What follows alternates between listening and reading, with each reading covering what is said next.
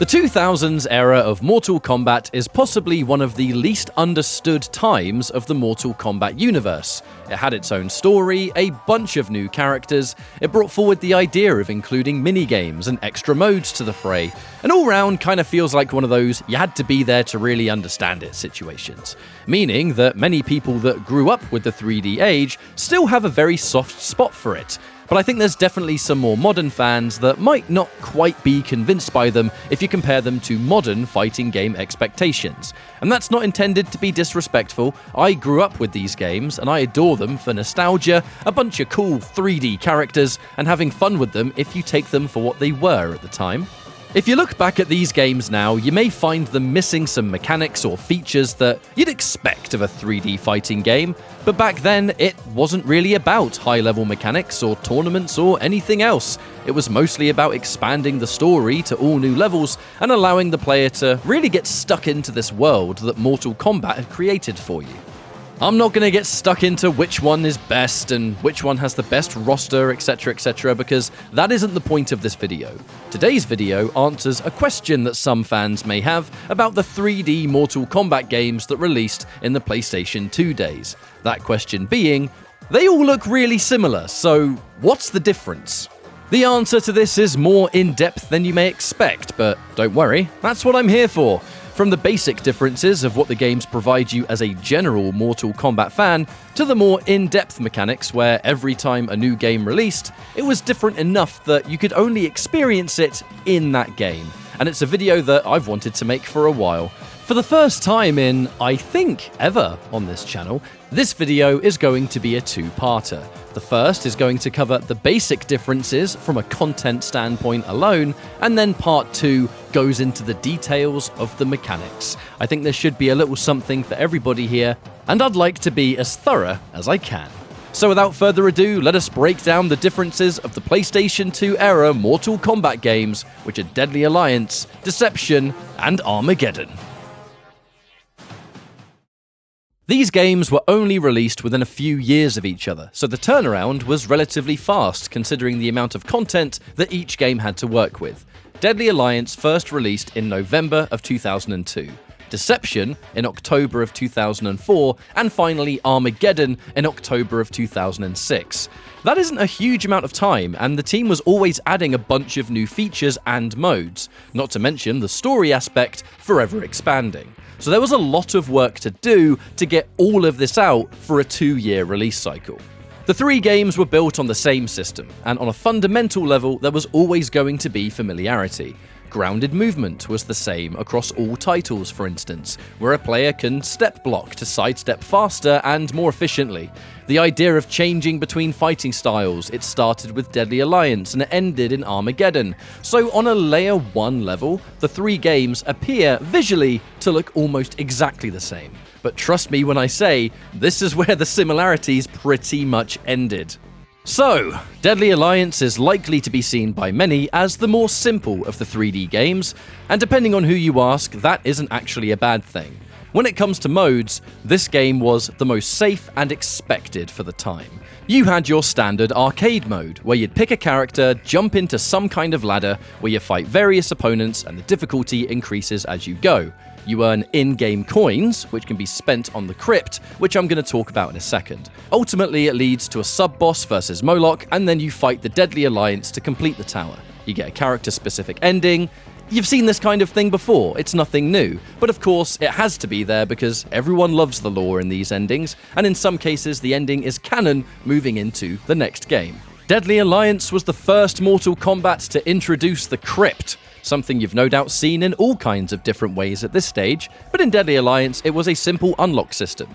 You had rows and rows of coffins, all requiring different currency to open, and the contents of these would range from concept art to music tracks, behind-the-scenes videos, and most notably, character unlocks. You load into Deadly Alliance for the first time, and only the first half of the roster is actually playable. You have to unlock the rest in the crypt, and they usually cost quite a lot of coins. I'll always find it kind of hilarious that Cyrax is technically the most expensive character, as he takes a lot of Onyx coins to access, and the Onyx coins are the hardest to find. And your reward? Well, it's the weakest character in the game! What a treat! Also, it's pretty funny to me how the K&M coffin contains a strategy guide of all things. The universe knew, even before we did. You had a couple of mini-games in Deadly Alliance, but they were only available in between matches, either the standard versus mode or the arcade mode. The first being the return of Test Your Might, which is as you'd expect. You smash the item in front of you by mashing the buttons hard enough, and the next time you do it, it's something a little tougher. The new one here is Test Your Sight, where you've got some items in front of you, one of which containing a token, and you've got to keep a close eye on where it's moving and pick the right one at the end. The difficulty increase here is the amount of cups that are present and how fast and frequently they switch around. The most notable inclusion from a single-player content side of things is Conquest. It is used to teach you the lore of every character, while teaching you how to play as them at the same time. Now sadly, although this mode is great from a story perspective, it is very much a lot of text boxes one after the other, and the gameplay is almost always a tutorial. So it is a wonderful learning tool, but it's not particularly engaging. I can't be too mad at this, I guess, as it was the first one to do it in the series, and as far as first attempts go, it does the job of teaching you the story and the characters. This is also the only way a player can unlock the two secret fighters, which are Blaze and Mocap.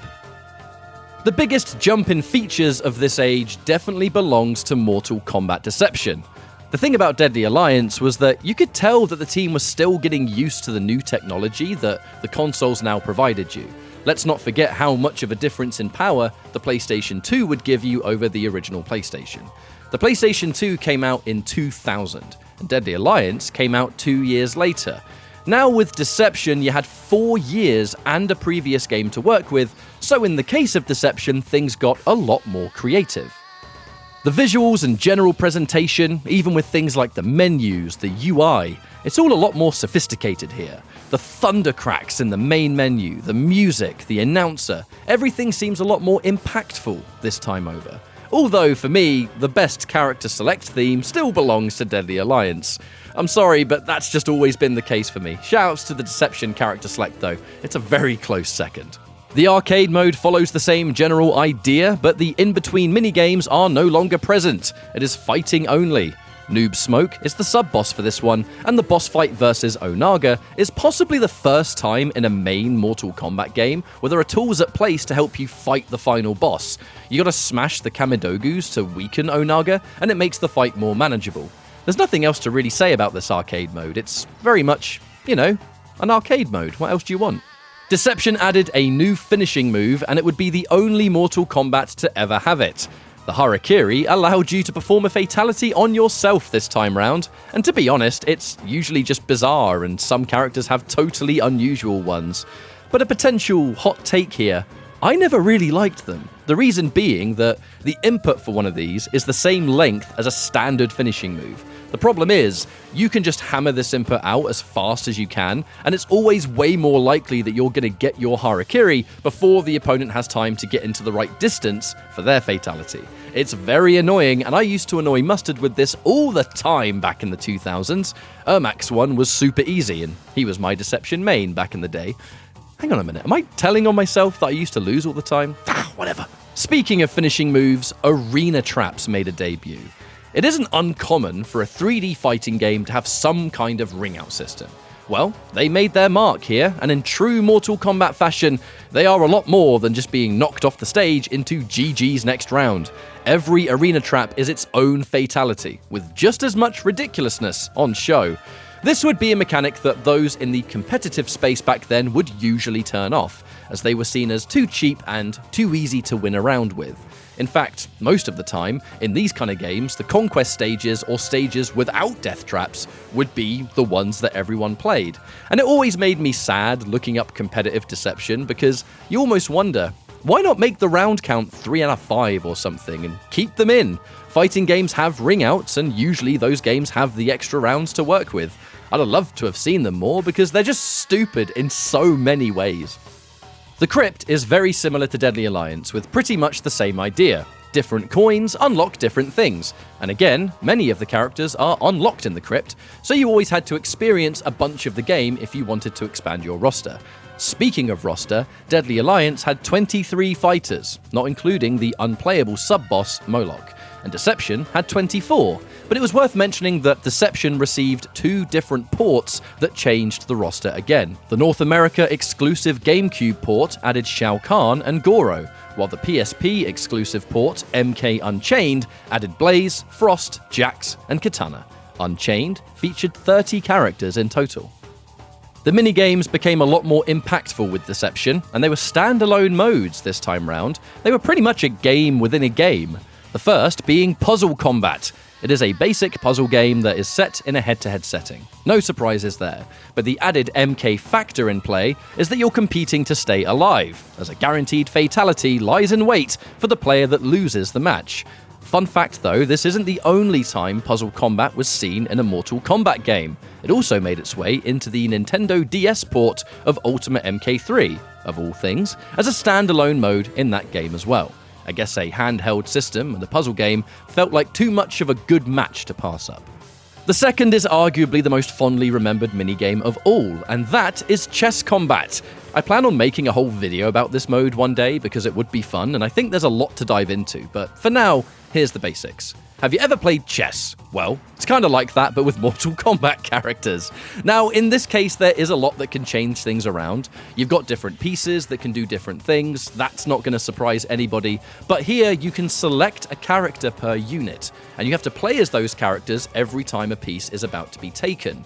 You can make your most common piece your strongest character if you want, or maybe save your strongest characters for a more impactful piece that you don't want to lose.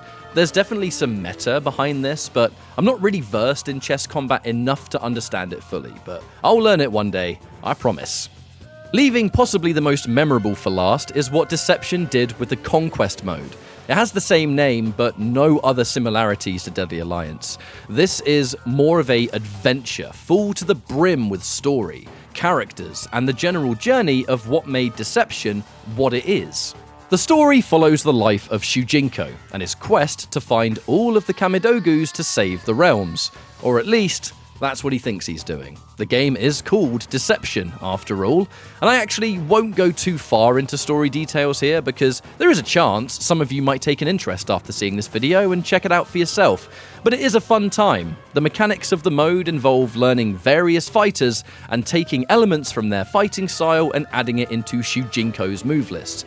The realms are riddled with side quests, NPCs, and characters not in the roster in any way, but can be interacted with for a short time.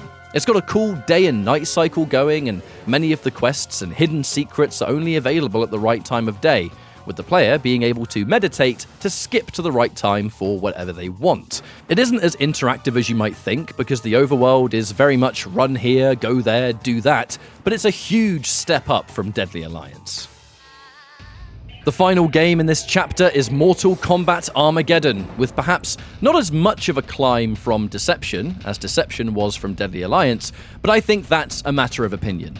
Armageddon featured even to this day the biggest roster in Mortal Kombat history, and the modes that were there were arguably the most fleshed out and sophisticated. Arcade mode is definitely the most simple of the three in this case, as it's a simple tower with preset opponents. The sub-boss is one of the boss characters that isn't Blaze, and Blaze is the final boss which every character is trying to conquer, as defeating him will see your character win the Battle of Armageddon as the last fighter standing. Armageddon only had one minigame in this one, but it is the furthest away from Mortal Kombat imaginable, and to this day I still have no idea what inspired the team to make it, but I'm glad it exists, because it's Motor Kombat. It's a kart racing game with Mortal Kombat characters and Mortal Kombat themed tracks. Players can shove their opponents left or right, pick up a boost to gain speed in key moments, and pick up a character-specific special move. It will do something different depending on your character. Scorpion has a spear, Cyrax has a bomb, Melina has a straight-up miniature boost. It is far from the most polished kart racer you'll ever play, but it works surprisingly well, and back in the day, it actually had online capabilities thanks to the game having online play. Up to 8 players could enter a lobby, and let me tell you, the chaos is next level. Conquest is the most polished of the three by far in this game, and it feels like once again it's an evolution of the mode. Deadly Alliance was a step-by-step tutorial with a lot of text. Deception was a 3D adventure, allowing exploration and discovery, while not being massively engaging from a gameplay sense. Armageddon is a full-on third-person beat-em-up that focuses on the story of Taven, one of the sons of the powerful Edenian god, Argus, and the sorceress, Delia.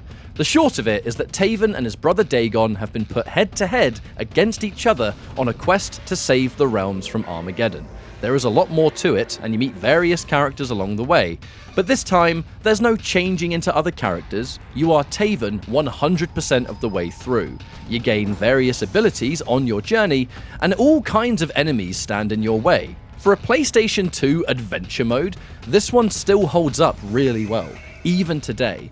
I guess I'm cheating a bit because I did kind of learn the speedrun for this recently, but it's definitely the best of the Conquest modes, in my opinion. Armageddon allows players to create their own finishing moves. Truthfully, I have a feeling this was because a roster of about 64 characters might have made 64 fatalities too much work. Perhaps this was a workaround to prevent a ridiculous workload or something.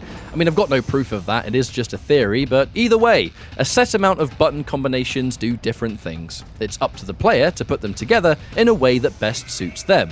It's a cool idea, but it was only seen in this game. Speaking of creating your own stuff, Creator Fighter allowed the player to do just that, create their own character from the ground up.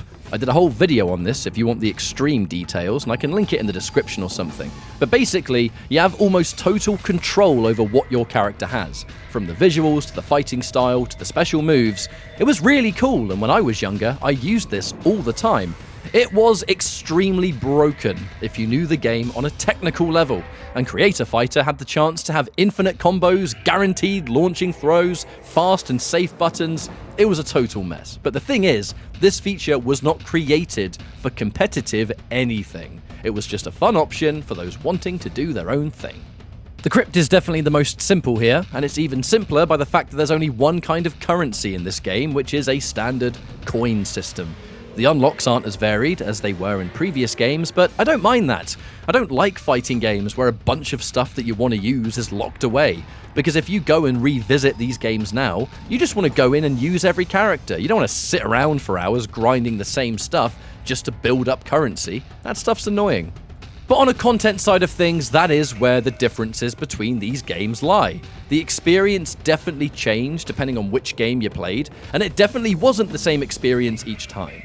Deadly Alliance was the most reserved, and it feels like from Deception to Armageddon, the more the team started to understand and the more the team got comfortable with new technologies, the more sophisticated and the more in-depth the extra modes and features would eventually become. This is all on the base level, but even this is something that I really wanted to put into a video and show people just how varied the three different games are. Part 2 is going to cover on the technical, mechanical stuff, and that gets a lot more in-depth. I appreciate you for tuning in, stay tuned for Part 2, and I will see you very soon.